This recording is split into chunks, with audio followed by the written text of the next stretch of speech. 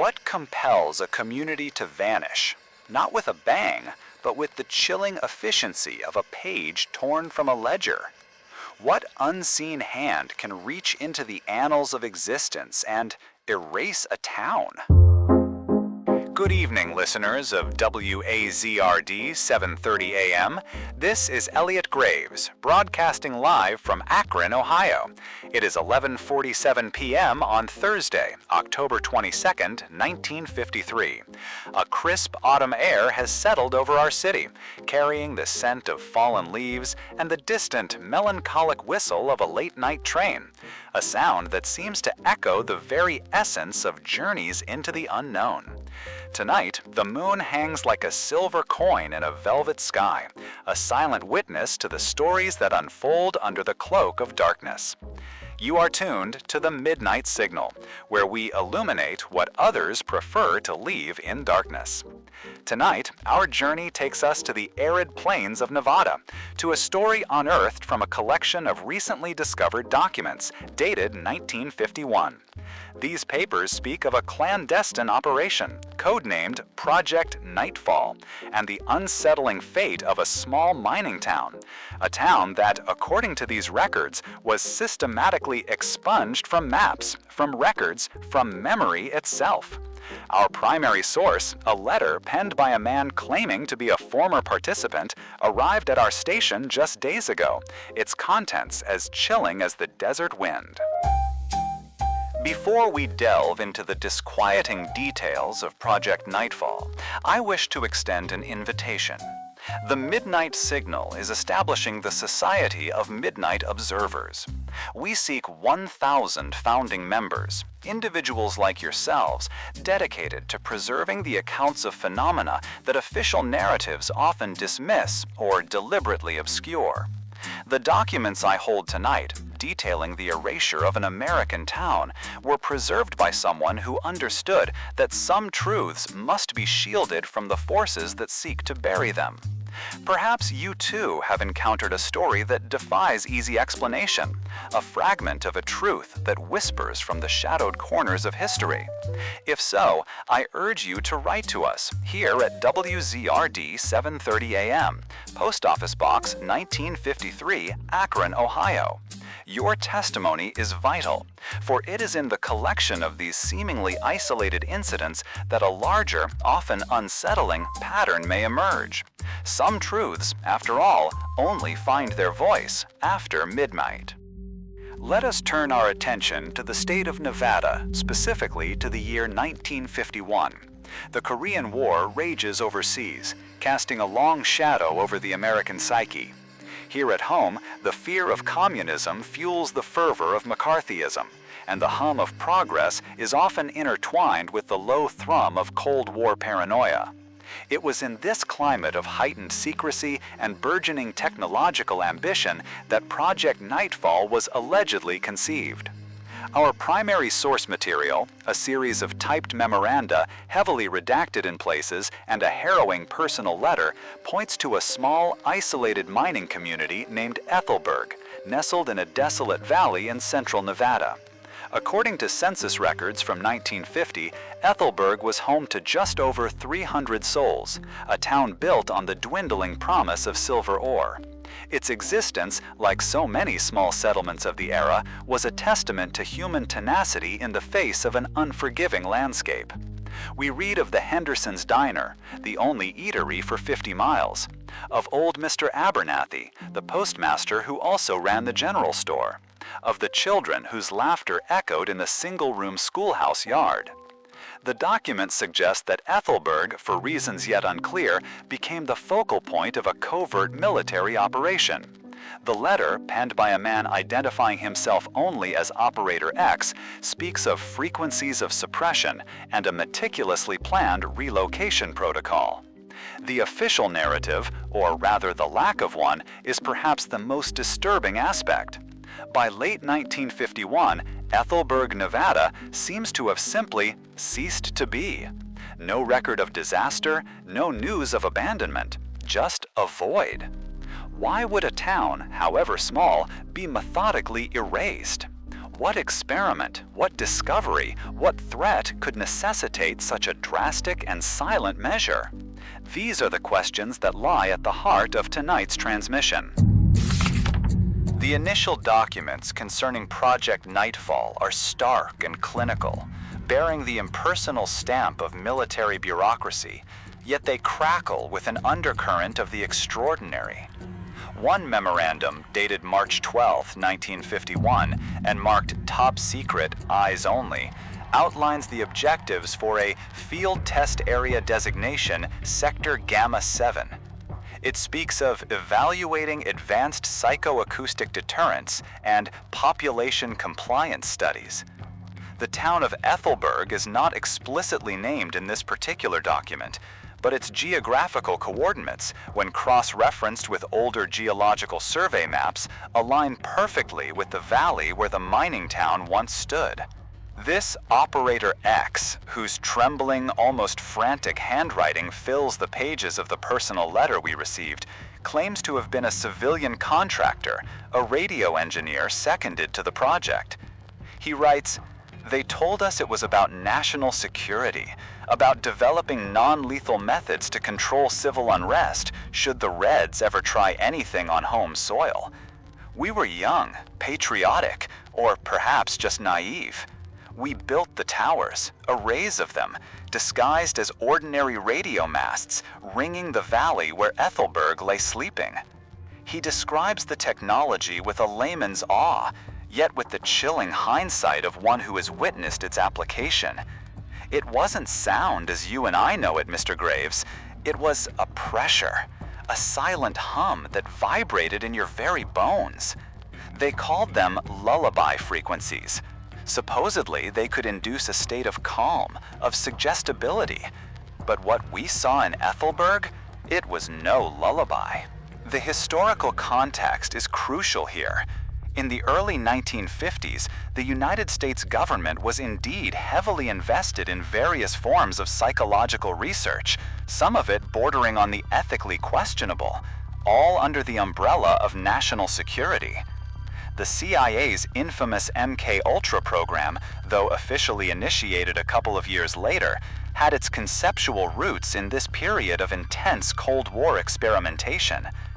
The idea of using sonic or electromagnetic frequencies for behavioral modification was not entirely beyond the pale of clandestine research.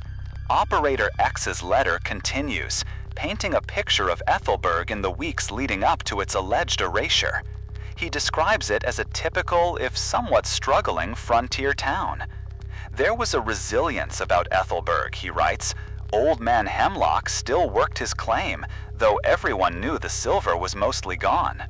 Young Sarah Jenkins taught the children their letters and sums, her own dreams of teaching in a big city deferred. The Henderson woman who ran the diner knew everyone's order by heart. It was a place of quiet routines, of lives lived far from the rush of the world. He mentions making discreet trips into Ethelberg under the guise of surveying for a new commercial radio station. I'd sit in Mrs. Henderson's diner, drink her bitter coffee, listen to the old-timers talk about the price of silver and the damned government. Nobody suspected a thing, or if they did, they kept it to themselves. People out there, they're used to the government doing strange things in the desert. This observation rings true. Nevada, even by 1951, was already home to numerous restricted military zones and testing sites. The first indication that something was amiss, according to Operator X, came in early April 1951. We began the low-level frequency tests, just pulses, a few minutes at a time, during the night. The official reports back at base claimed no significant population response, but I had a contact in town, a young fella named Billy Parker who helped out at the garage. He told me people were having strange dreams, vivid and unsettling, waking up with headaches. Pets were acting skittish, dogs howling at nothing. The town doctor, a man named Elias Peterson, reportedly saw a spike in patients complaining of anxiety and ringing in the ears. Even the stoic Mrs. Henderson mentioned to me once, her voice hushed, that the coffee tasted different, that the silence in the valley felt heavier. These details, if true, are deeply unsettling. They suggest a gradual, insidious effect, a creeping unease settling over Ethelberg even before the main operation commenced. Elliot Graves pauses. The only sound for a moment is the faint, almost subliminal hum that underpins the broadcast. Operator X claims these initial reports were dismissed by project supervisors as anecdotal or attributable to local environmental factors. The timeline, however, was accelerating. Another memorandum we possess, dated April 28, 1951, authorizes Phase 2 implementation, full spectrum saturation. The language is chillingly detached. It details a 3-day period during which the psychoacoustic field would be maintained at maximum intensity. The letter from Operator X becomes more agitated at this point. That's when things got bad. Billy Parker stopped showing up for work. When I finally found him hiding in the back of the garage, he was a ghost of himself. Said the whole town felt like they were walking underwater.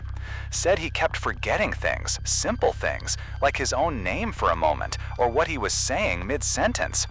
He told me his little sister, Emily, kept talking about the quiet song only she could hear, and that it made her head hurt. He begged me to help them, but what could I do? I was just a cog in their machine. The alleged evacuation of Ethelberg is described in the final, most disturbing section of this first block of evidence. It was not an evacuation in the conventional sense. There were no announcements, no convoys of trucks. Operator X claims it happened over 72 hours under the constant, silent pressure of the lullaby frequencies. They just left, he writes, one by one or family by family.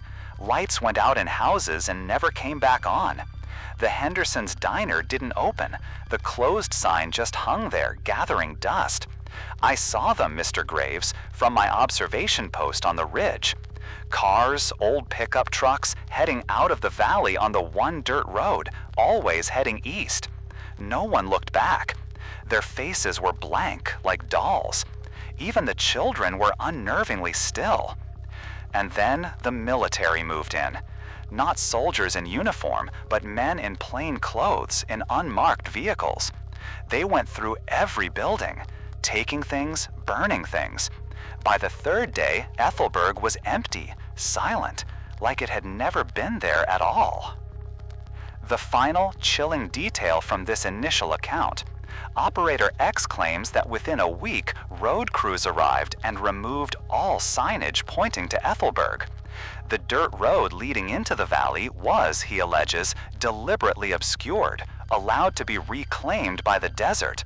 Project Nightfall, it seems, was not just about relocating a population, but about erasing a place from the map, and perhaps from memory.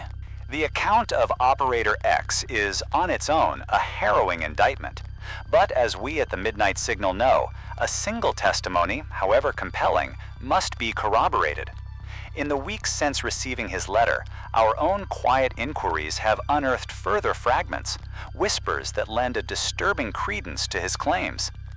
We managed to locate a retired cartographer, a Mr. Alastair Finch, now residing in Reno, who worked for the U.S. Geological Survey during the late 1940s and early 1950s.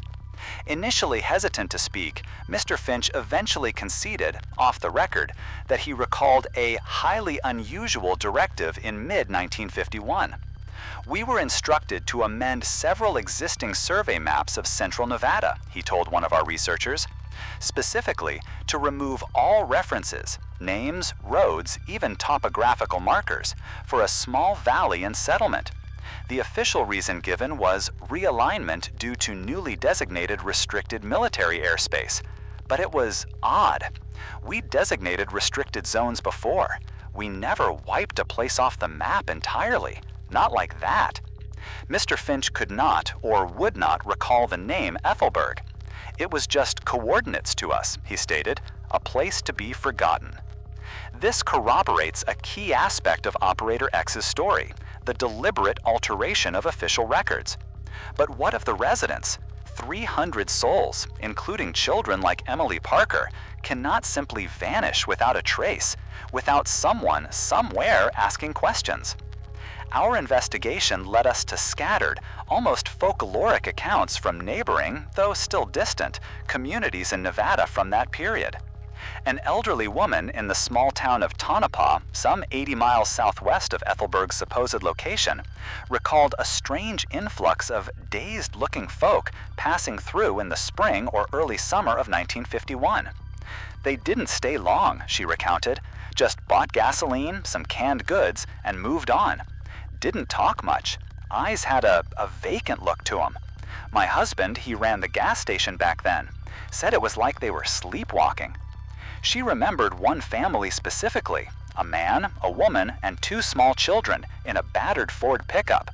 The little girl, couldn't have been more than 8, was clutching a rag doll and crying, but not making a sound. Just silent tears streaming down her face. Haunts me to this day. These are, of course, anecdotal, memories softened and perhaps distorted by the passage of over 2 years. Yet they paint a consistent picture of displaced individuals exhibiting unusual, passive behavior, a state chillingly similar to that described by Operator X under the influence of the lullaby frequencies. Then there is the matter of Dr. Elias Peterson, the Ethelberg town doctor. Official records show his license to practice in Nevada was valid until 1951. It was not renewed. There is no death certificate on file in Nevada, no record of him practicing elsewhere. It's as if he too simply ceased to be. We did, however, find a curious entry in the archives of a small, now defunct medical journal from late 1951. An uncredited, brief submission titled Observations on Localized Transitory Amnesia and Auditory Hallucinations in a Remote Community.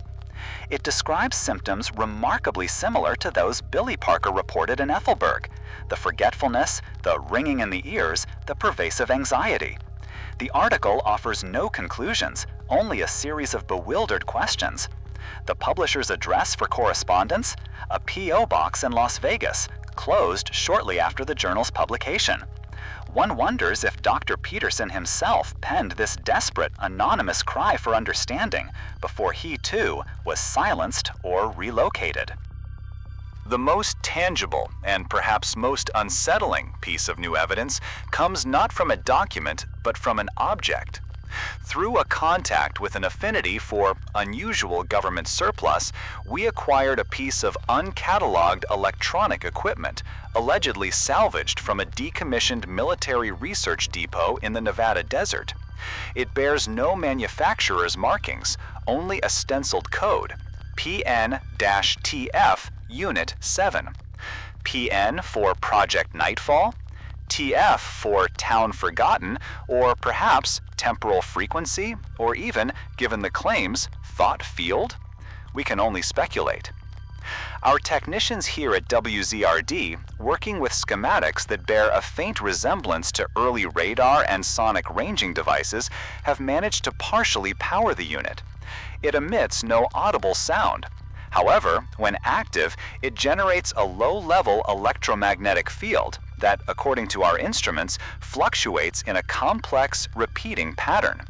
More disturbingly, several staff members who have spent extended periods near the active device have reported mild headaches, a sense of disorientation, and an unusual passivity, a reluctance to engage in complex tasks. One reported a fleeting, inexplicable memory of a dusty road and a child's sad eyes. One engineer, after a 2-hour exposure, described feeling like the world was wrapped in cotton wool. Another mentioned a persistent, faint smell of sagebrush and something metallic, like old machinery, that no one else could detect. These effects are temporary, dissipating within an hour of leaving the device's proximity, but they are undeniably present. Is this a component of the lullaby frequencies Operator X described? A device designed not to soothe, but to subtly, insidiously incapacitate the will, perhaps even implant or distort sensation? The implications are profound. If such technology existed in 1951 and was deployed against an unsuspecting civilian population, it represents a chilling abuse of power. A secret buried so deep that only now, through fragmented whispers and a piece of forgotten hardware, are we beginning to glimpse its horrifying contours. The question remains, what was the ultimate purpose of Project Nightfall? Was it merely an experiment in crowd control, as Operator X was led to believe? Or was Aethelberg and its unfortunate inhabitants, like the Hendersons, the Parkers, and old Mr. Abernathy, collateral damage in a much larger, more sinister game? The deeper we dig, the more it seems the erasure of Aethelberg was not an end in itself, but perhaps a necessary step towards an even darker objective. As we piece together the fragmented narrative of Project Nightfall, certain patterns begin to emerge, echoes of other stories that have found their way to the midnight signal. The manipulation of sound, of frequency, for purposes beyond mere communication. It is a recurring motif in the shadowed history of the mid-20th century. Listeners may recall our recent broadcast concerning the alleged events in Roswell, New Mexico, where anomalous radio signals and reports of induced silence played a crucial, if officially denied, role. Could Project Nightfall be a more refined, more targeted application of similar principles? Could there be a connection? Different projects, different code names, but perhaps a shared underlying avenue of research? The pursuit of control, not just over land or resources, but over perception itself, over memory. The documents pertaining to Project Nightfall contain several heavily redacted sections, particularly those discussing the long-term observational phase and residual field effects. What were they observing in the aftermath? And what were these residual effects in a valley now supposedly empty? Operator X, in a postscript to his letter, adds a detail he almost omitted, something he dismissed as a trick of the desert light, or my own damn nerves. He writes, "Weeks after Aethelberg was emptied, after the road signs were gone, I went back, or tried to. The valley looked different. The air was heavy, still, and the silence was so profound it felt like a weight on my chest. And I swear, Mr. Graves, though I know it sounds mad, I thought I saw mirages, not of water, but of the town itself. Ghostly outlines of buildings, shimmering in the heat haze. And once, just for a second, I thought I saw a figure, a woman in a faded dress, standing by where Henderson's diner used to be, looking out as if waiting for someone. Then it was gone. I heard a sound, too, like a distorted radio signal, a snatch of a song I couldn't quite place. I never went back again. Mirages? Auditory hallucinations induced by residual frequencies? Or something more? The human mind, under duress or exposed to unusual stimuli, is capable of extraordinary feats of perception, or misperception. Yet this account of residual phantoms and inexplicable sounds is disturbingly similar to other, unrelated reports we've archived here at WZRD concerning sites of intense trauma or unexplained phenomena, places where the veil between what is and what was seems unnervingly thin. We have another letter from a trucker who claims his radio picked up what sounded like children's laughter near the supposed coordinates of Aethelberg in late 1952, only to have it dissolve into static. Consider also the timing. 1951. The Korean War was a brutal, grinding conflict. The fear of Soviet infiltration was at its peak. Any technological edge, any means of unconventional warfare would have been pursued with relentless, often immoral determination. If a technology existed that could pacify or even erase a population center without a shot fired, its strategic value would be immense. But at what cost? We cross-referenced the known personnel lists from other declassified or partially declassified research projects of the era. While direct links are, by design, obscured, certain names, certain consulting firms, appear with a frequency that strains credulity. Shell corporations, academic departments acting as fronts, the labyrinthine ways in which such projects were compartmentalized and hidden from scrutiny. One name that surfaced, albeit tangentially, was that of a Dr. Harold Meacham, a physicist specializing in wave propagation who consulted for the Department of Defense in the late 1940s and early 1950s. Dr. Meacham officially died of a heart attack in 1954. However, a former colleague, speaking on condition of absolute anonymity, recently told a WZRD associate that Meacham had become increasingly erratic in his final years, obsessed with what he termed mnemasonic imprinting, the theoretical possibility of encoding or erasing memories using targeted sonic frequencies. He was, according to this source, politely but firmly removed from his government advisory roles in late 1951, shortly after the alleged timeline of Project Nightfall's main phase. Coincidence? Or another thread in this tangled web? Another scientist silenced or sidelined when his research became too dangerous or too successful? His fear from Operator X ends with a plea and a warning.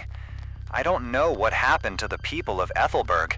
I pray they found peace somewhere, though I doubt it. I sometimes dream of them, especially the children, Billy and Emily. They're just standing there, in the dust, waiting.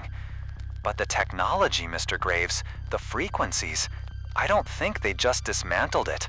Something that powerful, they wouldn't let it go. It's out there. Maybe they refined it. Maybe they're using it still. People need to know. Someone has to make them listen. His fear is palpable, even on paper, yellowed with age. The fear that Project Nightfall was not an isolated incident, but a proving ground. The fear that the silence imposed on Ethelberg could one day be imposed elsewhere. We are left with a town that vanished, a population dispersed and possibly altered, and a piece of mysterious technology that hums with an unnerving, silent power in our own studio. The official record is a blank page. The unofficial record is a tapestry of fear, suppressed memories, and troubling questions that refuse to be silenced. What truly transpired in that Nevada Valley in the spring of 1951 under the codename Project Nightfall? And what does its legacy mean for us, even now, in the supposed safety of our own homes, listening to the comforting glow of our radios? The truth, as it so often does, may lie not in what was recorded, but in what was deliberately, meticulously erased. One moment, dear listeners. Our transmitter engineer is indicating a minor fluctuation in our broadcast signal. He's making some technical adjustments to ensure the clarity and stability of our transmission this evening. These desert frequencies can be unpredictable. While our equipment is being finely tuned, allow me to remind you once more of the Society of Midnight Observers. We are actively seeking those 1,000 founding members, individuals committed to the unearthing and preservation of stories like Project Nightfall, accounts that might otherwise be lost to the deliberate omissions of history, or fade into the realm of forgotten folklore. Your letters, your accounts, are the threads from which we weave this nocturnal tapestry. Send your correspondence to WZRD 7:30 AM, Akron, Ohio. Our technicians have completed their adjustments. Let us now proceed, as the darkness outside deepens, towards the final and perhaps most disturbing revelations of tonight's investigation. Listeners, in the hours leading up to tonight's broadcast, as I was reviewing these unsettling documents one final time, an unexpected development occurred. A package arrived at the WZRD station, delivered by a courier who vanished as quickly as he appeared. It contained no return address, only a single unmarked reel-to-reel audio tape, and a small tarnished silver locket, the kind a child might wear. Inside the locket, a faded photograph of a young girl, perhaps 7 or 8 years old, smiling a gapped-toothed smile. On the back, almost illegibly faint, the inscription, Emily P., Ethelberg School Picnic, May 1950. Emily Parker, the little sister of Operator X's contact, Billy, the child who heard the quiet song. Comply. Forget. Safe now. It's all right, dear. We just have to go. It's for the best. The tape itself, its contents are difficult to describe. The quality is poor, degraded, awash with static and a pervasive low hum, not unlike the one generated by the PNT Unit 7 in our studio. But through the interference, one can discern voices, or rather, fragments of voices. Not a conversation, but a disjointed, almost dreamlike collage of sounds. The fragments are brief, no single phrase lasting more than a few seconds. Yet they paint a picture of profound disorientation, of a quiet despair, of identities slowly unraveling. The locket, this tangible link to a forgotten child from a forgotten town, its presence alongside this disturbing audio recording suggests a deliberate, if anonymous, attempt to ensure this story, Emily's story, is heard. But there is one more element, listeners, one that our audio engineer, Mr. Abernathy, discovered only minutes before we went on air tonight while attempting to clean up the distorted recording. Beneath the audible static and the fragmented voices, buried deep within the signal is another frequency, a persistent ultra-low frequency, barely within the range of our most sensitive equipment, approximately 17 hertz.